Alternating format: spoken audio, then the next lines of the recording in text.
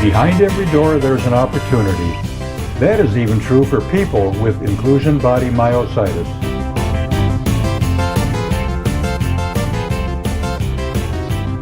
Let's slow things down a bit. Hello, Jerry here again for IBM'ers in all stages. Thanks for joining me in another IB Myositis video. I would like to thank all my subscribers and people who have forwarded appreciation, comments, and questions, and a welcome to the many recent subscribers, and invite new viewers to hit the thumbs up and also subscribe to this channel. In this 20th episode, I'm going to discuss a very common barrier to everyone in the IBM community, doors, and a few simple and more elaborate means to open and close them. Doors are a necessary phenomenon we IBM'ers have to conquer on a regular basis.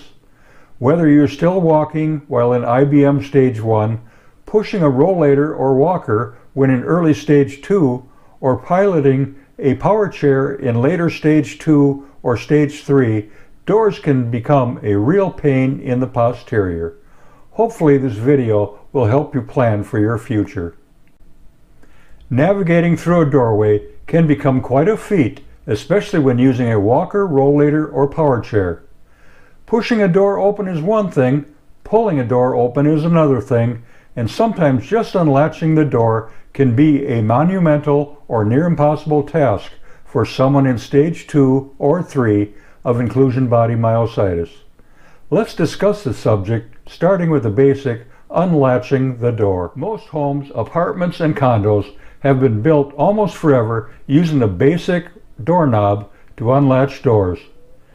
Then along comes your IBM, and the simple task of gripping and turning a doorknob becomes a hardship for many. Some IBM'ers first turn to plastic doorknob grips that are supposed to make gripping doorknobs easier and more effective. But are they really easier? And for how long? When you lose more hand strength, squeezing and turning these doorknob grips will again become difficult. You might as well save and invest your money for the next step. IBM'ers next usually resort to lever-type door latch handles, replacing their doorknobs. This change will work for a long time, probably until you reach that really depressing IBM Stage 3 milestone, when most of your arm, hand, and finger strength have been snatched from your body, and a more drastic measure may need to be required. You don't have to change all the doorknobs in your home, just the ones that you personally use. Let's back up a second, literally. As I previously said, pulling a door open might not be easier than pushing one, especially if you're standing with a cane, walker, or rollator between you and the door. When using a walker or rollator, both hands should be placed on the hand grips when moving them. If you have one hand pulling on a door handle while also attempting to move your walker or rollator, a loss of balance and a greater chance of a fall may result. A simple fix that can be used to help pull the door open is a piece of rope or string that could be pulled downward and towards you while backing your rollator or walker out of the way to open the door, and another one on the other side of the door to close it again. It's a little bit more difficult when pulling a door open when in a power chair, especially when your fingers and hands are uncooperative due to the increased muscle atrophy and stiffness. For the time you are in Stage 2 IBM, the rope procedure previously mentioned will work, but sooner or later will fall short of your expectations too. So, you either have to rely on someone else to open and close the door for you, chance banging up the door or door frame, or you could invest in an automatic door opener, as I did almost 7 years ago to open and close our home's exterior front entrance door. Some openers are suited only for interior doors, and other types are designed to work with larger, heavier exterior doors that must be opened and closed through the weather stripping insulation around the door's frame.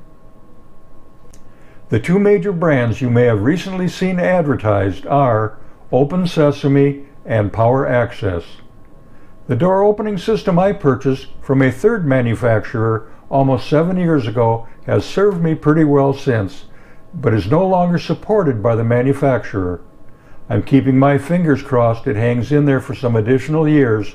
If it fails, I will have to choose between one of the two remaining door opener companies for a replacement, as I really like the many benefits these door openers provide. Open Sesame and Power Access, both USA companies, Open Sesame on the West Coast and Power Access in the East. Both seem acceptable per their specs and need to be considered if you might want a door opener for your residence. I contacted both companies to help provide some photos and support for this video and received immediate permission from both Open Sesame and Power Access, indicating their willingness to provide customer service to me. And I don't even own one of their products yet. I've prepared a comparison of some of the specifications of one residential model from each company. Hit the pause button to read the basic spec comparison between the two brands as I scroll down the spreadsheet.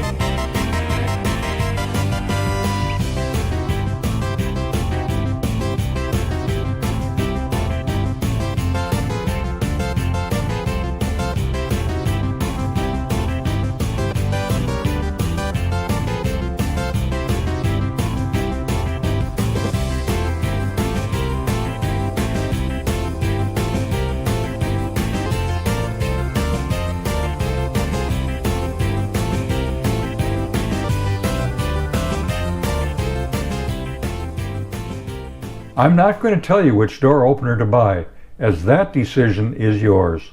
But I will explain how door openers work, as well as some options offered by both companies. The key to unlatching the door with an automatic door opener is the electric strike plate. And you might ask, what is an electric strike plate? Every standard door has a strike plate. The strike plate is that metal piece in the door frame that a standard door latches in. Some doors have one strike plate, and doors with a deadbolt will have a second or taller strike plate. Turning a knob or lever on the standard door will cause the door set's latch cylinder to retract away from the strike plate and allows the door to be swung open. With an automatic door opener, the door latch is not retracted as it would be if a lever is turned. Instead, an installed electric strike plate releases the latching cylinder and allows the doors to be open. In other words, the door lever does not have to be turned to open the door. It only needs a press of a button on the remote control.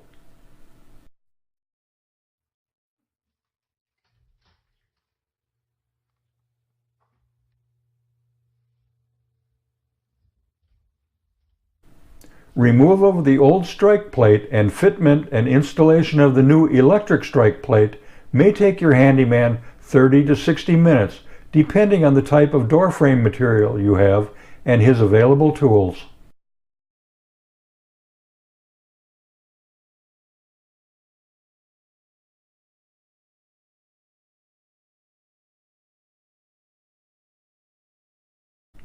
The electric strike plate, when it receives a signal from the circuit board indicating that the door opener remote has been pressed, will release the door latch, allowing the swing actuator to open the door.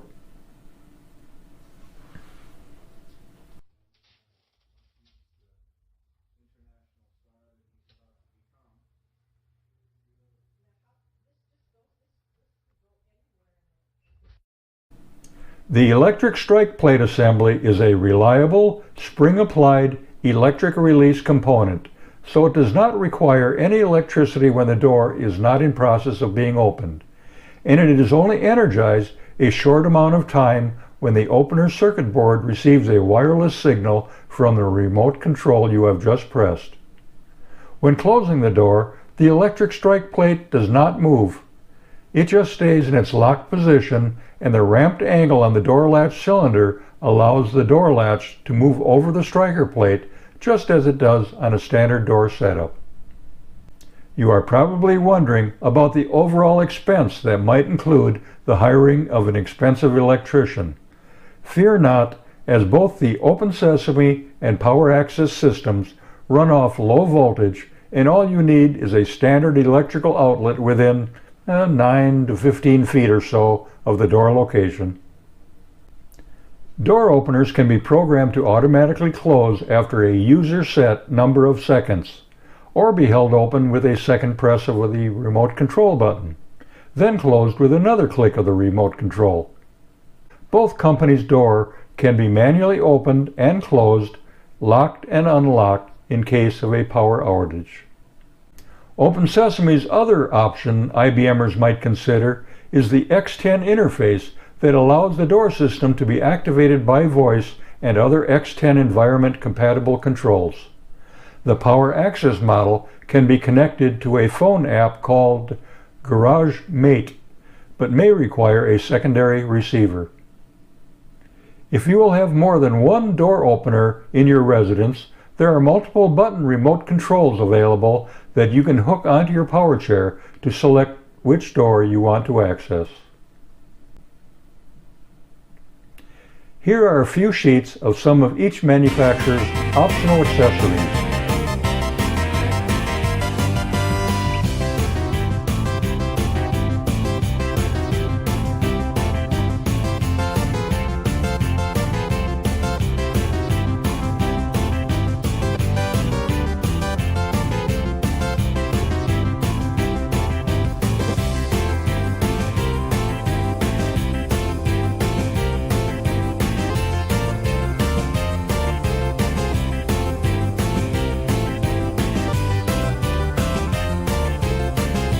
Now a word about installing an opener.